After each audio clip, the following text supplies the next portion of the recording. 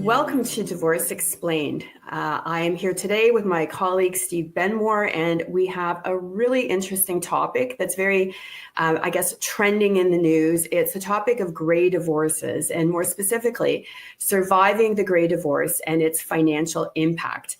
And in preparing for today's episode, I was doing a little bit of reading, and I saw an interview actually with Oprah Winfrey, and she was talking about gray divorces and how they're becoming more and more common. And she was quoting some research, which I found really interesting.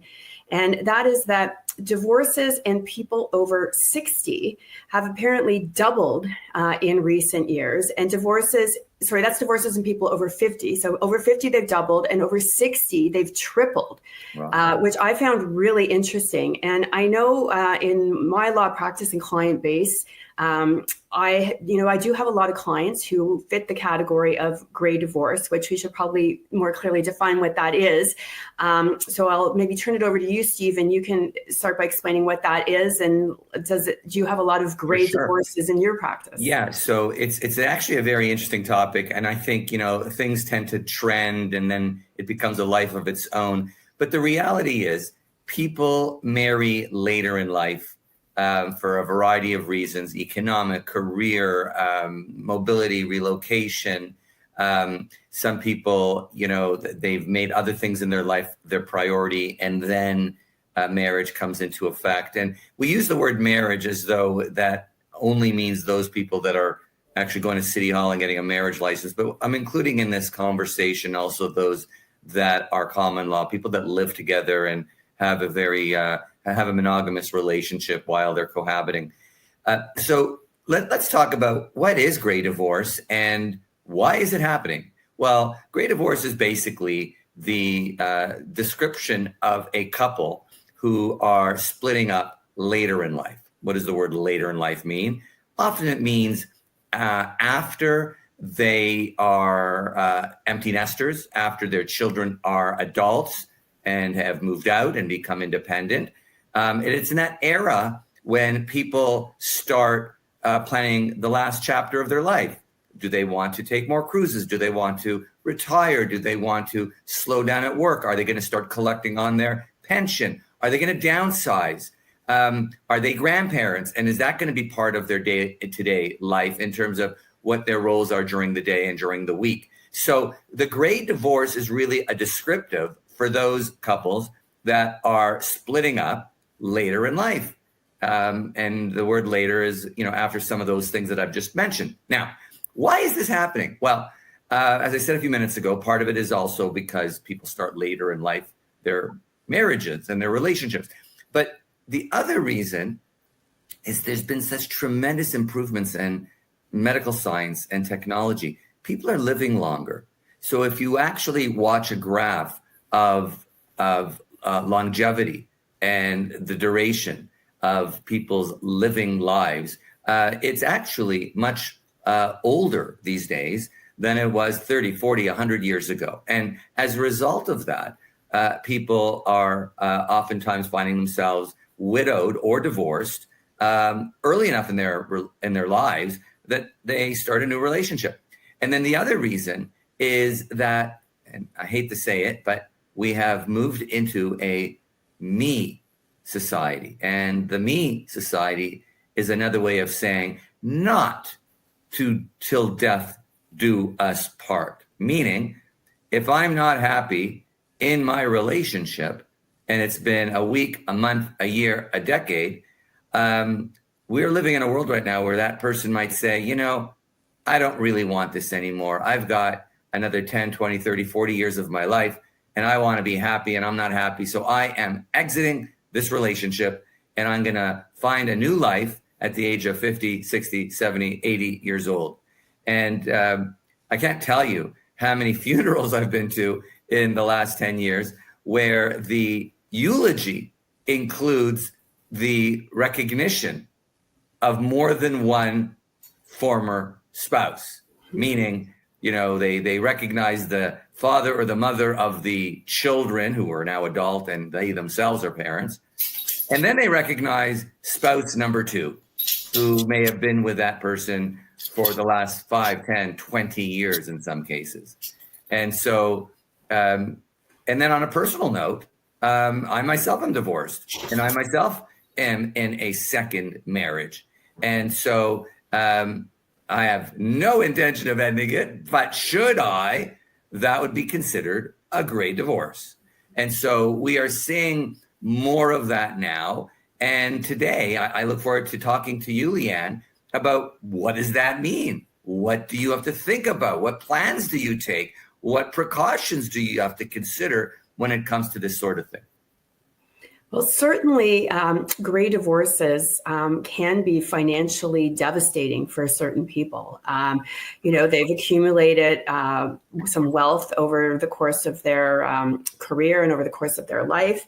And if they've been, maybe in a long-term marriage, they were married 25, 30 years.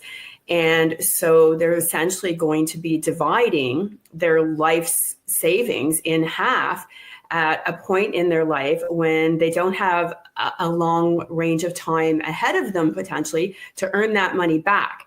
And so, certainly as a proactive step, in 2025, where these things are much more common, I recommend to people to get marriage contracts and cohabitation agreements and those sorts of things. But a lot of the time we're dealing with people who have been married 25, 30 years. Marriage contracts weren't as common 25 or 30 years ago. They don't have them. And now they're in a situation where they're maybe closing in on retirement, or they wanted to retire early, and that's at risk. And retirement does play, retirement age and savings and whatnot play a big role in gray divorces, and can have significant consequences. And I'll tell you, from an estate planning standpoint, when a couple who's been married for 20, 30, 40 years breaks up, that really shatters their estate plan on so many levels. Let's just say the obvious, the personal level. Now, instead of having one home, they have to have two. And the real estate market is not exactly forgiving. So you might be selling at a low and buying at a price that you never would have imagined you're buying. That's assuming you go from selling your joint home to buying individual homes, which is going to be far more expensive. It's going to require more money, while at the same time, people that are going through a gray divorce are looking at either the end or the reduction of their earning years. And therefore, they have less capacity to incur greater living costs. And then the third level is, what about companionship and caregiving? For many people in their 50s, 60s, and 70s, they're already starting to experience some medical problems. And, all of us, as we get older, have different issues that come up. But the older we get, the more likely it is that we're going to need supports. And it may not be something that falls onto our adult children. And so having a spouse in the house oftentimes is that protective element when we are aging, and we need people to ensure that we're safe, that we are, following our prescription medication plan, or going to see the doctor, or coming back from a doctor's appointment and checking in to make sure that everything is okay. And so on a psychosocial basis, the gray divorce opens up a whole can of worms. And then let's add to that, there is significant sociological research that indicates that people's physical and mental health tends to deteriorate when they are living in a socially isolated environment. And so oftentimes we hear stories about people who are in intact marriages, and the one spouse passes away, and then shortly thereafter the other spouse passes away. And how did this happen? And there's been research that is showing that this is something that happens because people really do require social contact, much like they require oxygen and water.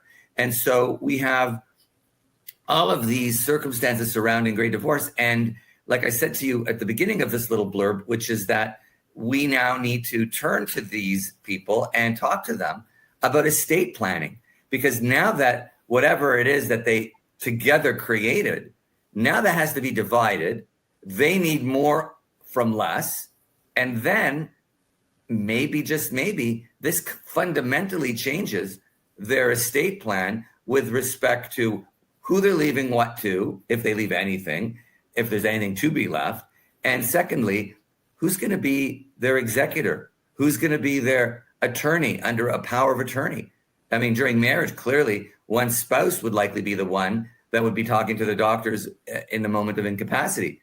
But when that ends, who's going to be the one that is going to make healthcare decisions or property and financial decisions should there be incapacity? So these are really high-level, important issues that spring from the Great Divorce. Yes, and I think it's really important for people who are in this space of going through a great divorce that they have a good team of people in place. And obviously, they're going to need family law lawyers like Steve and I, but it's really important that they have a good financial professional who can assist them with doing projections on different scenarios and different settlement scenarios. Because while we deal with people's finances, we're not financial advisors, and there's a lot of advice that can be given, and there's all sorts of fantastic programs that are out there with software, and with AI, I'm sure it's growing even more, where a financial professional can sit down with somebody and they can look out at different scenarios, different settlement options, different support options, and how much money that will give the person in the future, what they can live off of, and all of those are really important considerations for people in this space. And on a positive note, because there is a lot of negative, because it is very financially difficult to go through a great divorce.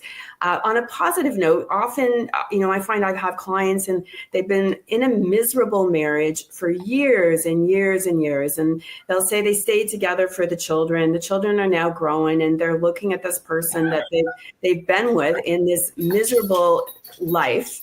And while, yes, their standard of living might be different post-divorce, and they might have to, watch their budget a little more, the relief and the happiness that people obtain by getting out of that bad relationship that may have bogged them down for so many years of their life, that they can go into the last stage of their life and feel happy and feel that they're not having to constantly compromise with somebody that never wants to compromise themselves, or that they can do things that they want to do on their terms and not have to answer to anybody. And so it can be a really positive time for someone to go through this. I love the fact, Leanne, that you have pivoted from the negative to the positive, and I have nothing more to add to it than the concept of living life after divorce. And they say that, yesterday's 60 is today's 70. And so people in their 50s, 60s, 70s, 80s, 90s even are living their life. And I remember just yesterday watching TV and seeing a commercial for the Viking Cruise Line. And they are advertising that exact life that you're talking about. Whatever may have been their previous life, they are not forced to stay down that road, and they are able to recreate that life that they want in their next chapter of their life.